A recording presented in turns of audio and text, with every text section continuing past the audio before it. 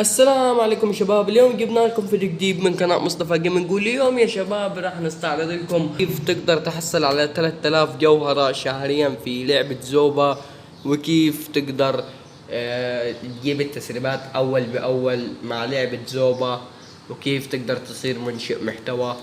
بس منشئ المحتوى محتاج صبر. واول شي نبتدي بمشوار كيف تصير يوتيوبر وتقدر تحصل على 3000 جوهرة. ال 3000 جوهرة عشان تقدر تحصل عليهم لازم طبعا تفتح قناة يوتيوب عشان تقدر تصور فيديوهات، ولازم الفيديوهات بتاعتك ما تقلش عن 5000 مشاهدة يا شباب، عشان أقل حاجة محتاجاها اللعبة 5000 مشاهدة منك عشان تقدر تدخل الشراكة. ولما تدخل الشراكة طبعا راح تقدر تحصل على جواهر مجانية مثل ال 3000 جوهرة اللي أنا قلت لكم عليهم. وبالنسبة عشان تقدر تصير يوتيوبر في طريقتين، طريقة صعبة وطريقة سهلة. فأنا بالنسبة لي أرشح الطريقة الصعبة. تمام. الطريقة السهلة انه تخلي اي يوتيوبر يكون مشهور في لعبة زوبا يعمل لك اعلان عن قناتك، وكمان في القناة لازم في بداية قناتك توزع جواهر للمتابعين، عشان المتابعين اللي عنده اكبر عدد من متابعينه يروح لك ويقدر يتابعك وتقدر تحصل على اكبر عدد من المتابعين. والطريقة الصعبة انك تبقى يوتيوبر وتبتدي من الصفر. تمام. انا ارشح اي قناة يوتيوب تبتدي من الصفر. بالنسبة للاعلانات وكده على قد كده، لو حصلت على اكبر عدد من المتابعين مش راح تقدر توصل لاكبر عدد من المشاهدات بعد كده.